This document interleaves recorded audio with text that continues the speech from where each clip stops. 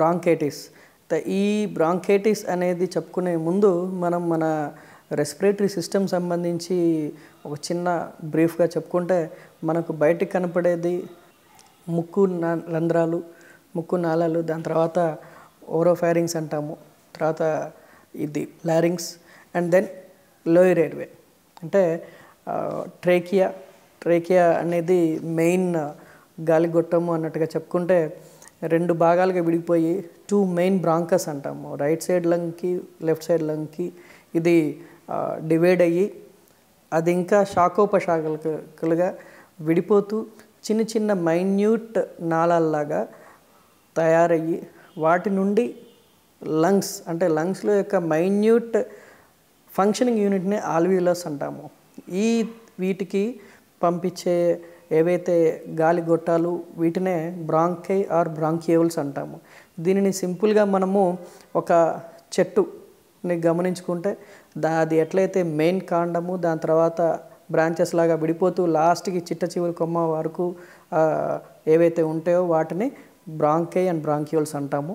వీటి యొక్క వాపు రావడము ఏదేని కారణాల వల్ల అదే పరిస్థితిని మనము బ్రాంకైటిస్ అంటాము.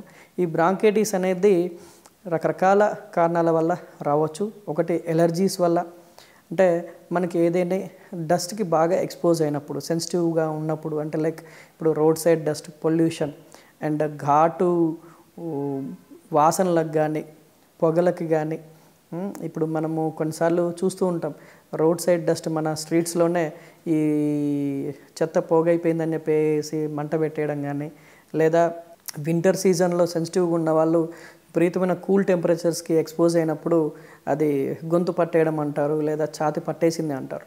సో నథింగ్ బట్ బ్రాంకైటిస్ అనమాట. అండ్ మూడోది ఇది సెన్సిటివ్గా, అంటే లైక్ కొన్ని రకాల ఆహార పదార్థాలు వాళ్ళకి బాడీ టు బాడీ డిఫరెన్స్ అనేది ఆర్ పర్సన్ టు పర్సన్ అనేది డిఫరెన్స్ ఉంటూ ఉంటుంది. అలాంటి ఫుడ్ ఐటమ్స్కి ఎక్స్పోజ్ అయినప్పుడు కానీ, లేదా చాలా చల్లటి పదార్థాలు అంటే ఈ కూల్ కేక్స్ అని, లేదంటే కూల్ డ్రింక్స్ కానీ ఇలాంటి బాగా తాగినప్పుడు కానీ మనకి ఇలా బ్రాంకైటిస్ అనేటివి వచ్చే అవకాశం ఉంటుంది. అండ్ ఇదే కాక ఎలర్జీ, ఇవన్నీ కూడా ఎలర్జీస్. అంటే రెండోది ఇన్ఫెక్షన్స్, లైక్ వైరల్ సంబంధించినవి కానీ బ్యాక్టీరియా సంబంధించి కానీ ఇప్పుడు మనం చూస్తూనే ఉంటాం. వింటర్ సీజన్లో విపరీతంగా దగ్గు, ఆయాసాలు అనేటివి, నిమోనియాలు అనేవి చూస్తూ ఉంటాం. లైక్ ఇన్ఫ్లుయెంజా అని, హిమోఫిలస్ ఇన్ఫ్లుయెంజా అని, స్టాఫ్ అండ్ స్ట్రెప్టోకోకస్ నిమోనియా అని చెప్పేసి ఇట్లా రకరకాల బ్యాక్టీరియా వల్ల కానీ మనకి లంగ్స్ ఇన్ఫెక్షన్ ఆర్ నిమోనియా, దాంతోపాటుగా ఈ బ్రాంకైటిస్ అనేది వస్తూ ఉంటుంది.